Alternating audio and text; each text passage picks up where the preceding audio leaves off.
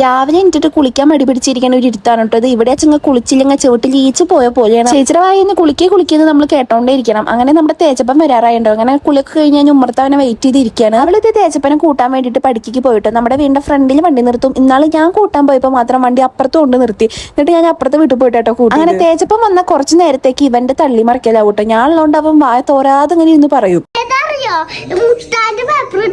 അതെ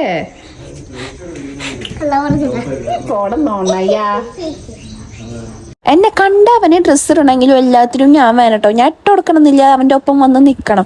അങ്ങനെ ഇത് അടുക്കളയിൽ ഇരിക്കണം എന്നെ പിടിച്ച് വലിച്ചത് ഇവിടെ കൊണ്ട് നിർത്തിയോട്ടെ, മാം ഇവിടെ ഇരിക്കുന്നു പറഞ്ഞിട്ട്. അപ്പൊ അവ അതേ ഡ്രസ്സൊക്കെ കൊടുക്കുന്നുണ്ട്. അങ്ങനെ ബനിയനൊക്കെ ഞാൻ ഇട്ട് കൊടുത്തു. ട്രൗസർ അവനെ കൊണ്ട് തന്നെ ഞാൻ ഇടിപ്പിച്ചു. തേച്ചപ്പം മേലെ കഴുകി ഡ്രസ്സ് മാറിയിട്ട് വേണം നമുക്ക് ഫുഡ് കഴിക്കാൻ വേണ്ടിയിട്ട്. ചേച്ചി അടുക്കളയിൽ പണിയിലാണ് കേട്ടോ. അവളിത് നല്ല മീൻകറിയൊക്കെ ഉണ്ടാക്കി വെച്ചിട്ടുണ്ട്. അപ്പൊ അവൾ അടുക്കളയിൽ പണി ചെയ്യുമ്പോൾ ഞാൻ ഉള്ളിലൊക്കെ നന്നാക്കാണ്ടെങ്കിൽ ഞാനിതേ ഈ ഗ്രില്ലിന്റെ അവിടെ ഇരുന്നിട്ടാട്ടോ ഞാൻ നന്നാക്കി. എൻ്റെ ഫേവറേറ്റ് സ്പോട്ടാണിത്. ഇവിടെ ഇരുന്ന് വർത്താനം പറയാൻ എനിക്ക് ഭയങ്കര ഇഷ്ടമാണ്. ഉച്ചയ്ക്ക് ചോറും നല്ല മീൻകറി, മീൻ പൊരിച്ചതും കടലക്കറി കൂട്ടിയിട്ട് ഫുഡ് അടിച്ചുട്ടാ. അങ്ങനെ വൈകിട്ടായി ഇപ്പോൾ ഒരു കൊളാബറേഷന്റെ ഷൂട്ട് ഉണ്ടായിരുന്നു. അങ്ങനെ ഞാൻ എൻ്റെ പുറപ്പൊക്കെ ഇട്ട് കുറച്ച് വീഡിയോസ് ഒക്കെ എടുത്തുട്ടാ. അങ്ങനെ രാത്രി ആകുമ്പോൾ നമ്മളിത് ഉമ്മർത്തിയിരുന്നിട്ട് എല്ലാവരും കൂടി ചായ കുടിക്കാട്ടോ. മിച്ചറൊക്കെ ഉണ്ട്. ചേച്ചി തേച്ചപ്പൻ അവിടെ പഠിക്കാൻ ഇരുത്തിയിട്ടുണ്ട്. ആ സമയത്താണ് നമ്മുടെ അച്ഛൻ വന്നിട്ടുണ്ടായിരുന്നു. അച്ഛൻ വെറുതെ വന്നതായിരുന്നു കേട്ടോ. അമ്മ വന്നിട്ടില്ല. അമ്മയ്ക്ക് അപ്പോഴും പണി മാറ്റി വന്നിട്ട് അമ്മയ്ക്ക് യാത്ര ചെയ്യാൻ വയ്യ പറഞ്ഞിട്ട് അമ്മ വന്നില്ല കേട്ടോ. അങ്ങനെ അവൾക്ക് കൊടുന്ന സാധനങ്ങൾ ഇതേ അച്ഛൻ അവളുടെ കയ്യിൽ ഏൽപ്പിച്ചു. എനിക്കും തേച്ചപ്പനും കൊടുന്ന സാധനങ്ങൾ ഇതേ അച്ഛൻ ആദ്യം തേച്ചപ്പന് കൊടുക്കണോ എനിക്ക് കൊടുക്കണോ എന്നുള്ളതാണ് കേട്ടോ. അങ്ങനെ തേച്ചപ്പൻ്റെ അടുത്ത് വെച്ചു കൊടുത്തു കേട്ടോ. അങ്ങനെ തേച്ചപ്പൻ ഭയങ്കര പഠിപ്പാ. അച്ഛനാണ്ടപ്പോൾ പിന്നെ അവന് ഒരുമാതിരി പഠിപ്പായിട്ടോ. അങ്ങനെ ഇത് അവൻ്റെയാണ്. ഞാൻ എടുക്കോ വിചാരിച്ചിട്ടും പേടിച്ചിട്ടാണ് നിൽക്കുന്നത്. അങ്ങനെ എനിക്ക് കൊടുന്ന സാധനം അച്ഛൻ എൻ്റെ കയ്യിൽ തന്നു കേട്ടോ. അച്ഛൻ്റെ അടുത്ത് ഞാൻ എപ്പോഴും മാംഗോ ബാർ കൊണ്ടുവരാനാണ് പറയാറ്. അപ്പം അച്ഛൻ മാംഗോ ബാർ കണ്ടറിഞ്ഞു കൊണ്ടുവന്നിട്ടുണ്ടായിരുന്നു.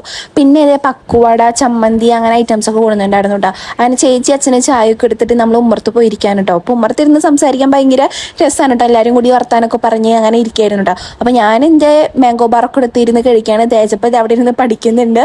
അങ്ങനെ നമ്മളെല്ലാവരും കൂടിയിട്ട് കുറച്ചേരം ഇരുന്ന് ചായയൊക്കെ കുടിച്ച് വർത്താനൊക്കെ പറഞ്ഞിട്ട് അങ്ങനെ ഇരുന്നു കേട്ടോ. അമ്മയും ആദർശേനും കൂടി ഉണ്ടെങ്കിൽ കുറച്ചുകൂടി രസമായിരുന്നു കേട്ടോ.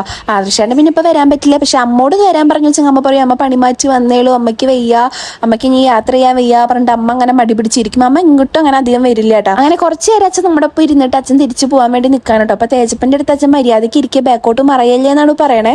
ഇവൻ അച്ഛൻ ഈ തുമ്പത്തി ഇരുന്നിട്ട് ഈ സ്റ്റെപ്പിന്റെ മുകളിൽ ഇരുന്നിട്ടേ പഠിക്കാതിരിക്കുള്ളൂ. പക്ഷെ അവനിത് കംഫർട്ടാണ് കേട്ടോ. അവൻ അവിടെ സെറ്റപ്പ് ആയതുകൊണ്ട് അവന് വലിയ പ്രശ്നമില്ല. ഫസ്റ്റ് വന്നപ്പോൾ എനിക്കും കുറച്ച് പേടിയുണ്ടായിട്ടോ അവൻ അപ്പുറത്തേക്ക് മറയുമെന്ന്. അങ്ങനെ ഇതേ അച്ഛൻ തിരിച്ചു പോകാൻ വേണ്ടി നിൽക്കുകയാണ്. സത്യം പറയാ അച്ഛൻ തിരിച്ചു പോകാൻ വേണ്ടി ഇറങ്ങിയപ്പോൾ എനിക്കും വിഷമമായി തുടങ്ങിയിട്ട്. എനിക്കും ഒപ്പം പോകാൻ തോന്നി തുടങ്ങി. കാരണം വേറെ ഒന്നുമില്ല, അച്ഛൻ വന്ന് പോകുമ്പോൾ ഒരു വിഷമം ഉണ്ടാവുമല്ലോ. ഇവിടെ എന്ന് പറയുമ്പോൾ എനിക്ക് ബോറടിയോ കാര്യങ്ങളോ ഒന്നുമില്ല. ചേച്ചി എപ്പോഴും ഇപ്പം ഉണ്ടാവും. പക്ഷെ അച്ഛൻ പോകുമ്പോൾ നമുക്ക് പോകാനുള്ള ഒരു ടെൻഡൻസി കൂടുമല്ലോ. അങ്ങനെ അച്ഛൻ തിരിച്ച് വീട്ടിൽ പോയിട്ട് പിന്നെ നമ്മുടെ തേജാപ്പിയുടെ പഠിപ്പ് ഇവിടെ തകൃതിയായിട്ട് നടക്കുന്നുണ്ട്. ഇത് കണ്ടിട്ട് നിങ്ങൾ ഒന്നും വിചാരിക്കേണ്ട, ഇത് വെറും കള്ളക്കരച്ചിലാണ് കേട്ടോ.